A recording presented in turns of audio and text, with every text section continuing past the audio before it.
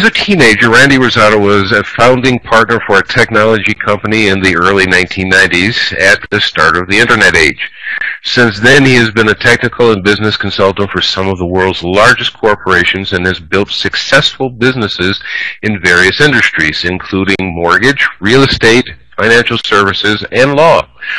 Today, Randy is a small business consultant and owns a trust company that assists clients in protecting their assets and family wealth.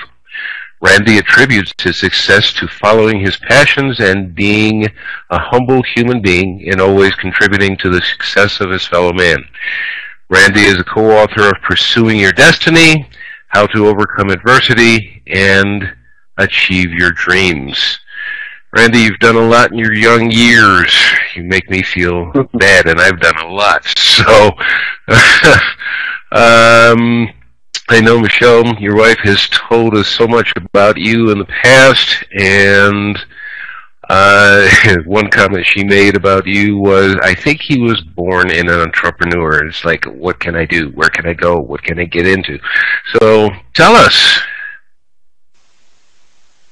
Well, I appreciate that. The bio, I guess, was short. I was only, I guess, focusing on the business aspect, but quite honestly, I think the same attributes for business or success, I think, go in all aspects of life in terms of, relationships and just, whatever it is that we do to better ourselves. So that's kind of my philosophy. I think, that the first thing we all need to do is do our best to control our pride and ego, and it's kind of become a cliche, and maybe it's easier said than done.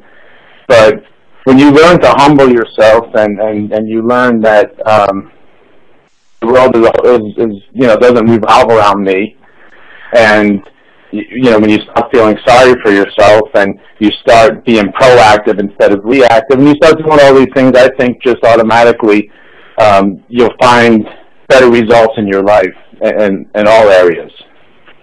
So that's kind of where it comes. In terms of entrepreneurship, I didn't grow up with a business person or a Donald Trump type of figure as a father, nor did many of us. So really our anything I learned about business was kind of on the streets and through a school of hard knocks. Now, my father was he was a carpenter, and he was a pretty simple person, but he always encouraged education. He encouraged me not to have to work with my hands as he did, although I do enjoy, physical labor from time to time, of course. But that he always encouraged me to be better than, I guess, what he thought he was.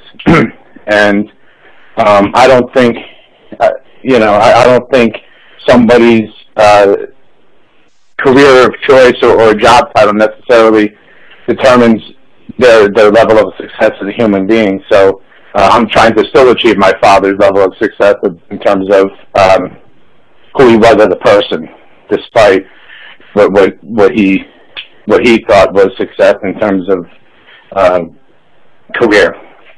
So, but actually, my biggest influence in business was my brother Chris, and to this day, we are in some types of businesses together, but we communicate on a daily basis. And I think when you want to be successful in business or in life, it's all about your surroundings. And I talk a lot about this in the book, and I share some of my most personal experiences, not to have anyone, I've had people say, I can't believe you would talk about that. And, I find in my experience, most people in life are looking for ways to justify their actions, looking for ways to make excuses. Well, I did this because he did that. I did this because of the situation. And when you let all that down and then you be completely honest with yourself and you put everything aside, you find out that the way to grow as a person is not by justifying your actions. It's by being honest and trying to prevent those actions or having a better response the next time around and really seeing it for what it is. So I think that's really a challenge for a lot of people, and it was a challenge for me at one time in my life. And I'm sure you could probably relate, Kirk, yourself, that I think we all have moments in our life, and I think anyone that has found peace and really a comfort level with themselves, I think there was that turning moment. There was that moment that completely humbled you to the point where you realized, I'm not all that. So, most definitely, definitely. And that's my approach kind of through everything. Because if we're not learning, we're not growing. And you're not going to grow when you make excuses and you refuse to be accountable. So that's... I'm sorry, you got me... That's one of my pet sayings, if you will, or expressions, is that when I stop learning is when I'm dead. And that's just the way I look at life. Listen, I want to ask you something here. You mentioned some things here just a little while ago, so I'm just going to ask you to expound on something that you already said. Feeling sorry for yourself. Many times people will actually sell themselves short by feeling sorry. Oh, I can't do this. I wasn't born with a silver spoon in my mouth or a golden spoon. Oh, I didn't have this or I didn't have that. And putting that together, I want to actually link this. I'm going to let you go with this one. But feeling sorry for yourself, but also remembering the qualities that your parents or parent, whatever it was, your grandparents, whoever raised you, and hopefully somewhere in education they gave you some qualities that you can hold on to and say, hey, this is my driving force, and there's no one and nothing that can stop me besides air and opportunity. Can you expound on that? Yeah, absolutely. I think, we all have the power to do incredible things. We all have greatness within us. It's just a matter of being able to find it and having that comfort level. And it's really difficult. I'm blessed that I feel the way I do and that I am the person I am. And, we have a society that focuses on, the rich and famous. Everything on TV is messages about being selfish, about, buying the car and having all of this. So it's really difficult for people to see through that, especially if that's their environment. And, the newsstand, everything is about, fame and money. But I think we all need to get to the level in our own lives where we say, you know what, I'd rather be Randy Rosado than Brad Pitt, okay? Because I don't want the headache that comes with being him. I feel great with my life and my wife and, what we have. So I think it's hard for us to find that comfort level because of our environment, and our environment also starts at a young age. So it's really, I can't allow myself to judge anybody else and say, well, you should get past that, because I'm fortunate that I did, I had probably somewhat of a crazy upbringing. I think we all have a level of dysfunction in our families when we grow up. But at the same time, I had, love in the household, and I had some positive influences. So, environment is really key. And as long as you're surrounding yourselves, if people surround themselves with people who are negative, that are violent, that's automatically going to happen. Because even though there was love in my household, there was a lot of turmoil. So when I left, I started to change as a person. And I also, Kirk, I talk a lot about in the book where I grew up. And it wasn't like I grew up in bad neighborhoods or anything like that, but where I grew up, 30 miles north of New York City in Rockland County, well, there wasn't a lot to do. So basically, the nightlife became, drinking beer at a keg party and then fighting with someone before the end of the night. So from a young age, I was exposed to physical confrontation. And it became something that wasn't my choice, but I just found out that young enough that, well, if this person's going to hit me, I better be able to hit him back, or I'd be able to take him out. So I had dozens and dozens of fights, sometimes very, very vicious fights, and that was because my environment led me to that at that point. And it wasn't that I was a bad person. A lot of it was defending myself or defending someone who couldn't defend themselves. So, even though my, it might have been noble, at the time I might have thought it was noble what I was doing. It really wasn't. And so I had to learn as I left that environment and as I grew into an adult and as I continued to grow in life that that's not the way you handle things. So until we separate from those environments, it's hard to get rid of those old habits. Yeah, that's true. Something that I was talking about with someone just recently, I'm sorry to cut you off, but I want to go into something before you go off into another thought.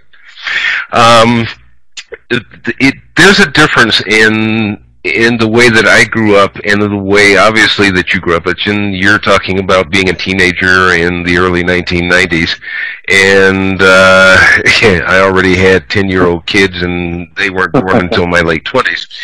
So, but when I was a child, we used to fight, but it's just it's part of growing up. That's the way I look at it. We used to fight. But what we did, for the most part, it wasn't this way all the time, but it was more so this way then than it is now, definitely, was we would fight, and whoever won or whoever lost, we didn't go out and get the homies or the family and come back and try to even the score. We usually just ended up being friends. It's just like, okay, you whipped my butt, so okay, fine, we're good. Now, if anybody picks on you, I'll be there for you, kind of thing. And it's like, yeah, okay, that was just the way it was for the most part. Ironically, it was similar for me, because I can remember one time I had a guy in the neighborhood, and this was years after when we met as teenagers. I was probably only 20 or 21, still underage in a bar probably at this point. And the guy said to me, we're all friends. We grew up in the same neighborhood. He says, oh, let's go outside and box a little bit. I said, what do you mean box?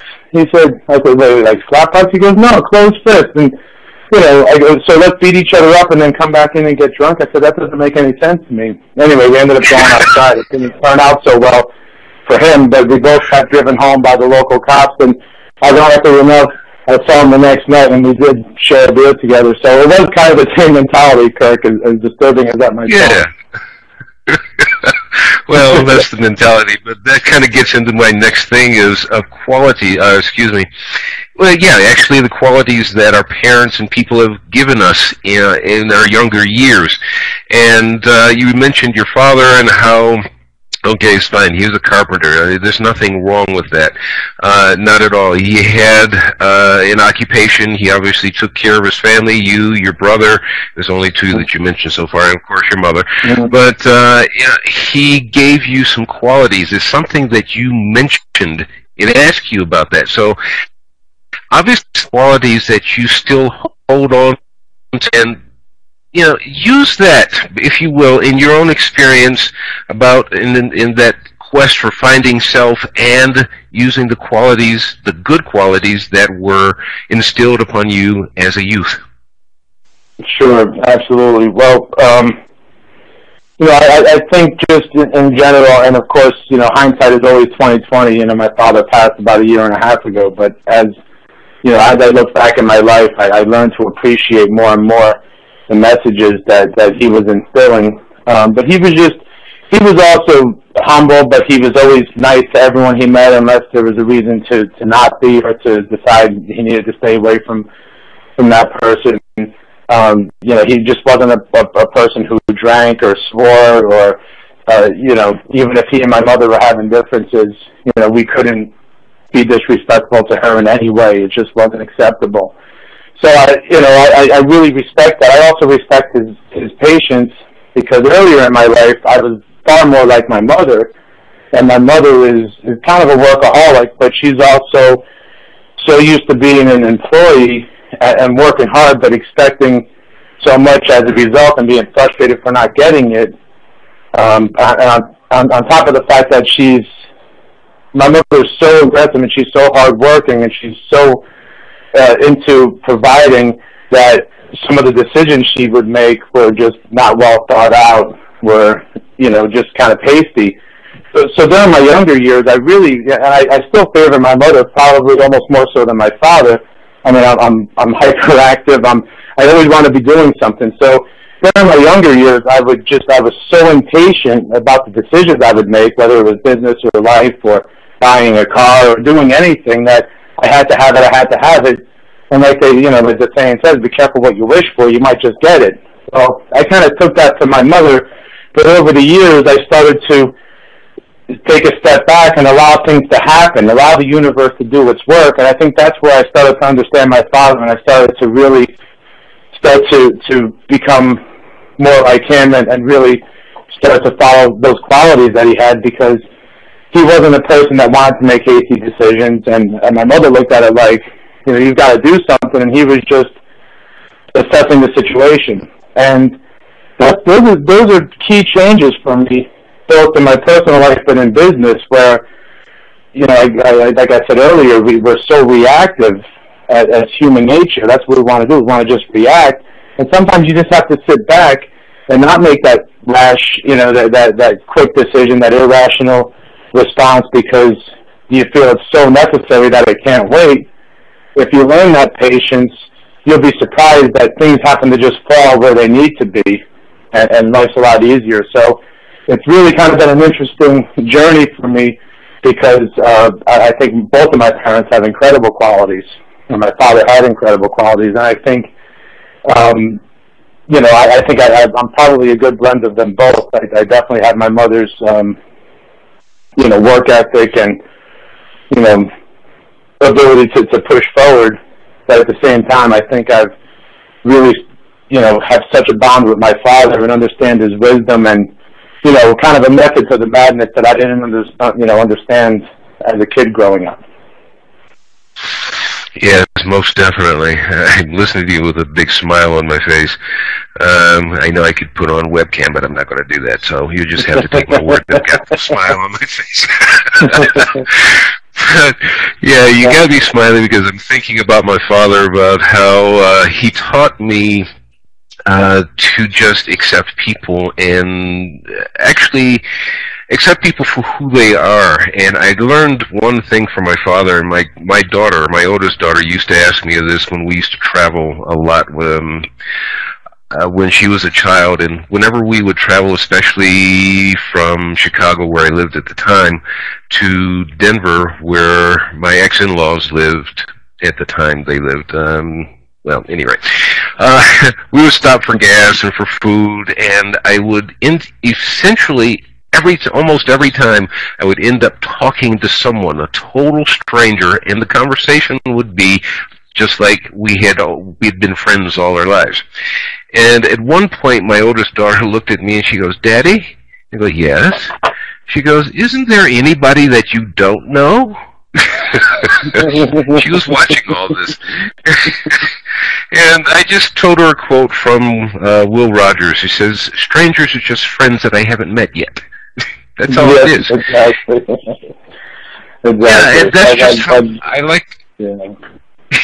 Yeah, it's just, that's one of the qualities that my father taught me. It's just be open, be friendly, talk to people. You'll be surprised on how just your presence, your willingness to be a friend, your willingness to be at least friendly, can actually change a person's life. And there's a whole story behind that one, but this is about your experiences, not mine. Let me ask you, define success in your own words. Success. Well, I think success is different for different people. I personally think success ultimately, at least in my own experience, is finding peace in all areas of your own life. And I think we're confused about what success is, because again, we're getting all these messages. I know for myself, being a young entrepreneur, and my brother Chris, who again was a lot of my kind of inspiration on the entrepreneurial side, we kind of jokingly had, when we were kids, or maybe in our early 20s, we had a bet that, who would be a millionaire first. And the bet was $1, right? So, that was our bet at the time. And as we went through life, it was like, oh, well, I might get it, you might get it. And then all of a sudden we both weren't getting it, and we both kind of started going on this roller coaster. And And the reason why I talk about this is because what I've learned, and I think what, speaking for Chris, even though this isn't about him, but he's kind of part of the experience, but we both learned that success doesn't have a dollar sign. I think success is waking up and being genuinely happy, happy with where you are. It doesn't matter what your bank account looks like. To me, I think success is the fact that I don't use an alarm clock. I don't know what an alarm clock is. I don't punch a clock. I don't have somebody putting their thumb on me telling me what I'm doing, what I'm not doing. Now, of course, what comes with that is a hustle. You have to make sure you're providing when you're an entrepreneur and you don't have the steady paycheck. So everything is a balance, but I think ultimately success is really just finding peace, finding, where you can look at your neighbor who just bought a new car or a new house and say, wow, I'm genuinely happy for them and their accomplishments, instead of feeling jealousy or anger or any kind of resentment. And I think when you find yourself at that place, everything just works. And that's kind of it. And I think just as a follow-up, I think from a career standpoint, success is not compromising. Unfortunately, because of the times, I see too many people out there that say, yeah, well, see, I'm in the I work in kind of a little bit on the legal side, and I'm involved with educating people about some of the bank fraud and how these lenders are stealing people's homes, essentially. So when I see people that are involved with the fraud, obvious fraud, and they say, well, I needed a job, so, I know I can't really sleep at night, but I got to get paid. And it's like, no, you've got to actually find yourself at a better place where you're not doing something that compromises your morals. And sometimes it's not easy, and sometimes, you might have to work a little harder, or you might have to go through some tough times. But I don't think you should ever jeopardize your own ethics and your own morals for money. And that's, I think when you're learning, and even if you're not exactly where you want to be in a career, but you've got a great marriage, or you've got great children, or I think you always have to cherish and feel blessed about the things in your life that are great and that are going well, because that just means success for the next area, whether it's health and wellness, whether it's your career, whether it's your relationships. It's just around the corner, because it's the same mentality for all, for all areas of success. And success is what we feel within us, and gives us that comfort and that contentment. Oh, definitely. I hope that answers the question. Oh, yeah, it answers the question. Well, actually, it's not so much of answering my question. I was looking for what your definition of success is, and I think you did it very well. My opinion, hopefully the listeners will agree, but it's about your experiences in this case, so it will apply to those who are listening, and they're looking along the same lines. One of the things that you had mentioned, talking about success, is the fact that you can't sell, essentially, as is normally said, you can't sell your soul for the dollar. You can't sell it for possessions, because, as you said, I can't sleep at night. Well, that's not success. That's just having a possession. You've got more tools. Money is a tool. It's if you take money and you have to have it, it becomes your master. At least, this is my experiences in life. When you praise money and you seek it so much, it becomes your master. You are no longer the master of money. Money becomes your master, and now you are the slave to money. Kind of a weird way of looking at it, maybe for some people, but think about it. When you are looking for, now you're talking about something that I experience on a daily basis. We're both the same, actually all three of us, your wife included. It's just the fact that we get up when we wake up. That doesn't mean that I wake up at 11 o'clock every day. Actually, I wake up somewhere around 6:30 to 7 o'clock every day. It's kind of a weird thing, but that's what I do. No matter what time I go to bed, that's when I wake up. Yeah, exactly. Yeah, exactly. And I just start my day from there. But since I work out of the home, I get up and I go do what I have to do, turn on the computer, and sometimes the way my morning goes, sometimes I end up actually working till noon in my PJs. Okay? Yep. It's not something that I really want to do, but yeah, but that's just because I start out my morning by, starting out what I need to do, and then boom, the computer's on, I'm checking stuff, and as soon as I start checking, I have to answer something, and then I find that there's other people that are online, and they're answering the emails or whatever, and wherever I'm getting business from, and it just starts there, and it just keeps going, is what I ended up doing today. It was like basically 11 o'clock when I actually just got freshened up and got dressed. But for the first 4 hours of my morning, I was actually working. So exactly. I got nobody put me on webcam. Yeah, no, I could certainly relate. And to me, that's success in my opinion. Success to me is parallel to freedom. And I think that's why my brother was such an inspiration, because he was an individual and he was a person who just didn't like to work for other people, and he was kind of against the grain, and he kind of was determined to find his own way. And today he owns a successful software company, and what he's been able to do is just really incredible. I admire him a lot, but it's that ability to do your own thing, and whether people like it, they don't, who agrees with it, you've got that freedom to spend, with his children, with his family. So that's kind of my same philosophy, and that's, what works. Yeah. No, exactly. Let me let you take a quick little break. I'm going to do a little quick commercial for someone here. I'm going to do this for Coach Rhea, better known as Coaching by Rhea, Your Life Now, LLC. Yesterday's gone, tomorrow has yet to come.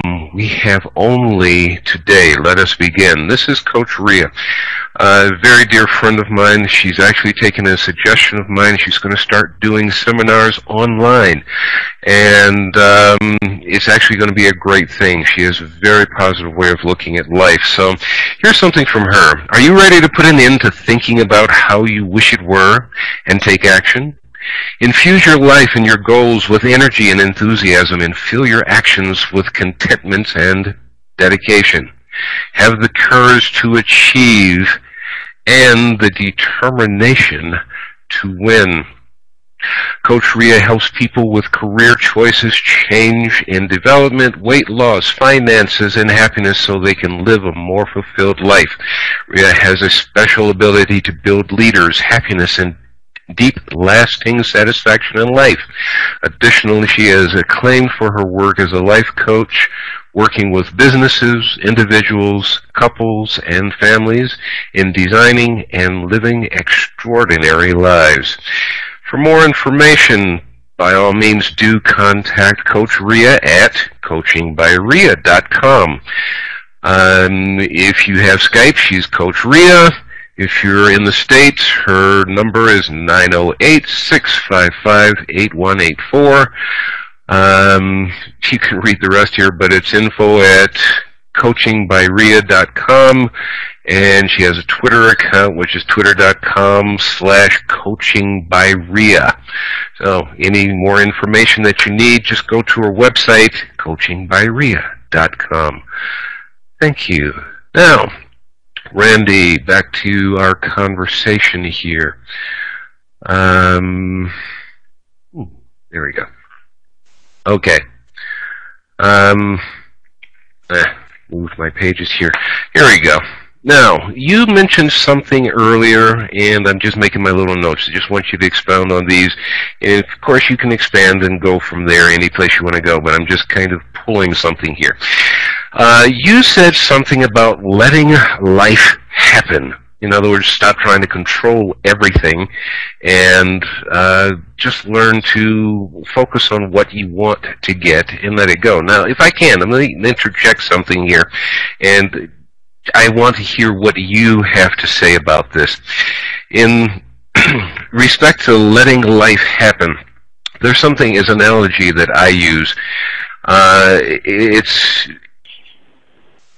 as a child, I used to play basketball, and not too much because I wasn't that fond of basketball. I'm built more for American football, okay, if you know what I mean. You know, put me up there on the line and I just get through, or I can tackle you, whatever.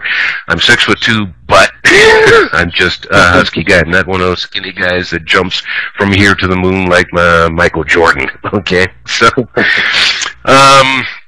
yeah, well, football also worked very well with my martial arts background. Yeah, I was reading about that, actually. Don't touch on that, but... yeah, okay. But anyhow, the one thing that I tend to do now, because I don't play football, obviously, not at my age, but living down here in Mexico, football is soccer, so I'm not built for that either. So, yeah, the one thing that I do, and it's a lot of fun for me to do this, and it may sound trivial to some people, but for me to throw a piece of trash, doesn't matter what it is, into a trash can from across the room is actually fun for me, because it makes me practice more. And if you can take this without explaining, I'm talking about to listeners, if you can understand this from my point of view of, okay, the guy gets a thrill out of throwing something into a trash can, try throwing an orange peel. Let's say this is something that's in my current trash can right here near my desk. I had a bag of potato chips or Fritos, whatever it was, a small bag. And you know how the bags are these days. They're plastic and aluminum. These suckers do not fold and stay folded. They unfold and they're right back to what they used to be. So I'm putting in the trash can, the thing opens up, and now I've got another trash bag inside the trash bag. So I go to throw something, now not necessarily here in my office, but I go to throw something in one of the trash cans, say in the kitchen. And I'm tossing something in, and I just say, I want it to go inside the bag. That's inside the bag. And 99% of the time, where I say I want it to go is where it goes. Now, the key here is not thinking about the mechanics of it, which is what you're talking about, is just let it happen, okay? This is what my goal is. I say, this is what I want, and I do what it is. I let the universe, or if you prefer, Creator, Great Spirit, God, whatever you want to call it, let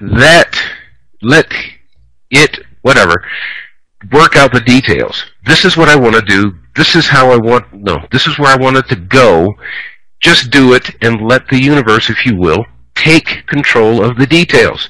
And that's what I do on a daily basis, just for fun, but this is what I also do in business. This is where I want to be.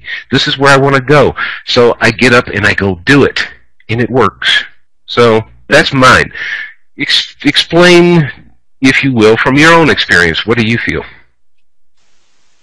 I think, I mean, a different type of analogy, or maybe not even, more generally speaking, whenever you try to force results, you're limiting your options or your opportunities. And that's kind of the key for me, because I was so impatient, and I need to have this done, I need to do this, and then just over the years I learned, let me take a step back, be a little patient, then all of a sudden the phone rings and someone calls and they just happen to bring you the answer you're looking for or give you a different idea. The messages will come to you, and the key is really being aware, and I think these have really been incredible for me in business and in life, because when you pay attention and because I think when we become anxious and we put these deadlines on ourselves and we tell ourselves, we have to go, and hurry, we limit what we can do.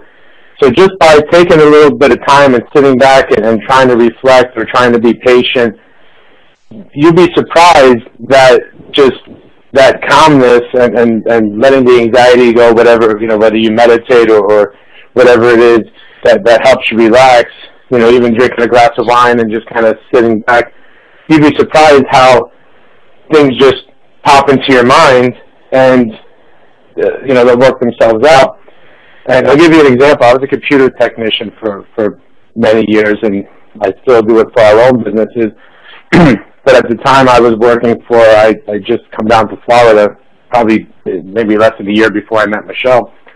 And I was working as an IT technician. I actually became a systems administrator. It was for HP, but it was, our client was Franklin Templeton, the large investment banking firm. And when I came into that department, they were plagued with problems that the other technicians weren't able to fix, and that kind of, there was a lot of inaccuracies. And so I had my work cut out for me, but I would notice sometimes I would have these problems, and I would go crazy at work during the day. And sometimes I couldn't figure it out, and I'd be laying in bed about to go to sleep, and out of nowhere, it would just pop into my head, and I would say, I just solved the problem. And then, sure enough, when I went into work the next morning, I would try it, and it would work. There were other times I used to play a little bit of hockey. I grew up playing hockey and still mess around with some roller hockey from time to time. And at the time, I was playing in the league, and our games would sometimes end at 10 or 11 o'clock at night. But, I would be exhausted, but so relaxed at the same time. And I can remember driving home. I had about a 30-minute drive from the rink that we played. And all of a sudden, the same thing with the technical problems, even though I was separated, I wasn't thinking about work anymore, the solutions to these problems were just popping into my head by accident. And I would just go, so I finally said, you know what, I have to stop trying to force myself, because as long as I'm patient and I have myself relaxed, it's going to come around. My brain will figure it out. It's just I'm putting too much pressure on it. So I kind of think that way about life. When you find yourself so determined to make a decision and hurry to make a decision, it's probably not going to be the right one. And patience will give you the right one. Yes, indeed. Tell us a little bit, if you don't mind, as you brought it up. Now, I've heard from Michelle's point of view how you guys met. Okay, she came down to Florida, and if I remember this correctly, she was trying to work with her company in Florida in helping with the September 11th plane crashes in the Twin Towers, and you guys met from there.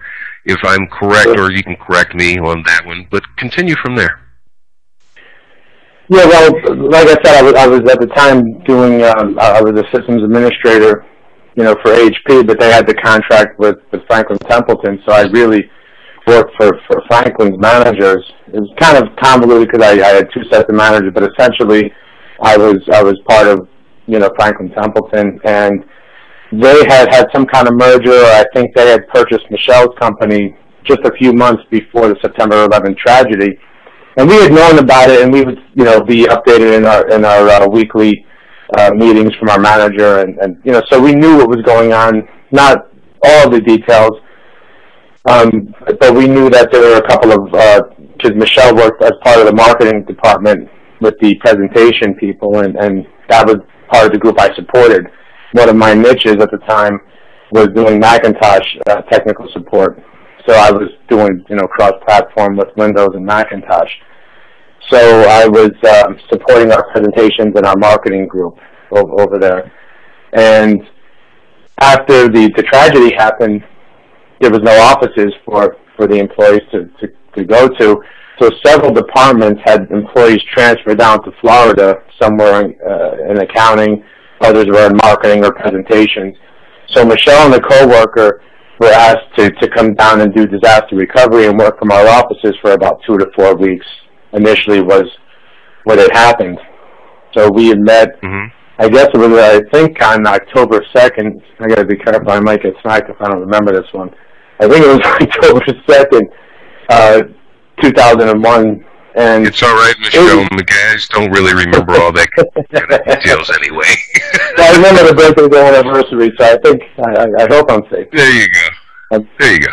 So, but it was weird, and I mentioned this in the book, but I knew I was setting up two employees. I knew it was going to be Michelle Cruz at the time and another gentleman that she worked with, Matt. And I remember the night before kind of having a thought in my head, just, number one, not knowing what I would say to either of them. But Michelle particularly stuck out for whatever reason. I don't know why. But I think also because she was on the 95th floor of the second tower, I thought to myself, what do you even say to someone who's gone through this? So our first meeting was a little bit awkward, but, obviously she was stunning, and, so that jumped out at me. But just in general, we met the first day, and I think that probably the following day, because I hit it off with Michelle right away, same with the other gentleman, Matt, and it was my job to set up their computers. So I had to set up their workstation, give them a little bit of training, show them how to work the servers, show them how to use some of the software. They were both not accustomed to the Macintosh, so there was a little bit of a training element, and that's how we started communicating. Not to mention that her desk her cubicle was conveniently located right behind mine. So, yeah, I remember that part. So, but we were all around the same age. We hit it off, and I invited them out for happy hour. I think the second day they were there, showed them a little bit around the area, and we just, we kind of just had a connection. I think all three of us, but Michelle and I, started to develop a friendship, and really just kind of developed from there. Within a couple of weeks, we were kind of friends, but we were both, kind of dealing with our own, relationships that were ending as well. But for me, and I talk about this again. This goes back to being humble. But prior to Michelle, I wasn't in a relationship for a long time before, because I was so guilt-ridden from, being in another relationship and doing some things I shouldn't have and being unfaithful. But that experience humbled me to the point where it changed me as a person, at least in that respect. And I found myself at a point where I was so comfortable with being by myself, so I think that was my probably aha moment in life, at least for my relationships. I realized that, I don't need to prove anything to myself or to anybody else. I know I'm a great person, and I don't have to do these things. So, I think fortunately for Michelle, she met me when I was at a very good place in my life. Things were well. I was confident, and versus where I was a year earlier. I don't think it would have worked out the same way if those things didn't happen. So, and that's again being patient with life and not forcing things, because I remember thinking with Michelle, are we moving too fast? But I was just so at peace with myself. It made me at peace with the direction of things and the way things were going, and I think it just grew from there. So you're just talking. Yeah, you're talking about what you had mentioned earlier. Is just getting past that feeling of I'm feeling sorry for myself. Oh, I really screwed up, and that's actually very self-defeating itself. And you learn to get past it, and your life changed and became more positive. Not so much as you keep saying, and I'm just going to expound on the thought just a little bit. It's not so much of taking charge of your life, but working with your life as it progresses, because everything has its own speed, has its own time, and we have to match our time with what life is doing. It's kind of like, it's kind of like what I heard this expression many years ago, and it was in relationships to these whether they be college or professional games that are played on television and whatnot, and you see every time a game is played, there's a huddle, and there's the group of guys that are praying, help us to beat the other team, and the other team is doing the same thing. Help us to beat these guys, help us to beat those guys. And sometimes you have to sit back and you wonder, is God actually taking wages on this, or is he just going, guys, just go play the game, do your best. And it's one of those things that I'm seeing it a little bit more, and maybe it's just because this is my mentality, this is the way I think, but I even see it now more in movies, is people are saying, I don't know if this is actually something that happened in past, whether it's historically true about some nations that are fighting against others, but some are saying, let's hope that we are on God's side. Because trying to make God on your side, excuse me, who's the creator here? You know, is one of those things. So it's, in other words, God is our life if you are one who believes in a being. I generally try to stay away from God because some people, they can get, but nonetheless, however you want to call God, whether it's creator, great spirit, our source of life, whatever, unless you're an atheist, then okay, there's nothing to talk about there. But the point basically is that it is what we should be doing is working with the tempo of life instead of trying to make life work with our tempo. Yeah, I agree 100%. And I really like the way the way you phrased it in terms of how we flow with life, because the universe never stops, or like you said, God, or whatever you want to refer to, and obviously, last year when Denver lost, God wasn't favoring Tim Tebow over the rest of the NFL. But all kidding aside, I do believe when you talk about God, I think we forget that, at least in my belief, we all have God inside of us. We are all godly, and we all, it's kind of like the movie The Secret. I thought was a fantastic movie. I think it changed a lot of people's lives, but I also think it was somewhat commercialized and misleading, where people thought they could just close their eyes and they're going to have the woman of their dreams and the best car and the best life. And I think what people fail to realize when you're talking about the universe or God or what have you, just like they said, God helps those who help themselves. Same with the God or the universe. If you're not doing your part and meeting them halfway, you're not going to get what's really owed to you, and or what's deserving of you. So I think that's really the key here, is that we all sit back and kind of, rub the lamp and hope the genie's going to come out and give us our wishes. But at the end of the day, it's our own actions. It's the decisions and the choices we make every day. Like, I don't know if you've seen that YouTube video recently, Kirk, with the 9-year-old kid who was talking about life, and it's just unbelievable. Oh, yeah. He gets into all of these things, but it's it actually makes a little bit of sense. So when you realize that everything's constantly moving, we either have to find our own place within all of that motion, and again, meet God or the universe halfway and do our part. You can't just sit back and hope great things are going to happen because we're great people. And I held the door for the guy at the convenience store, and I say, I smile at everyone I meet. We still, we still have to stand for something, I believe. Yeah, no, it's very true. Your life actually is something, it's always in motion. Even when you're sitting sometimes, I'll give you an example because I used to say that as well.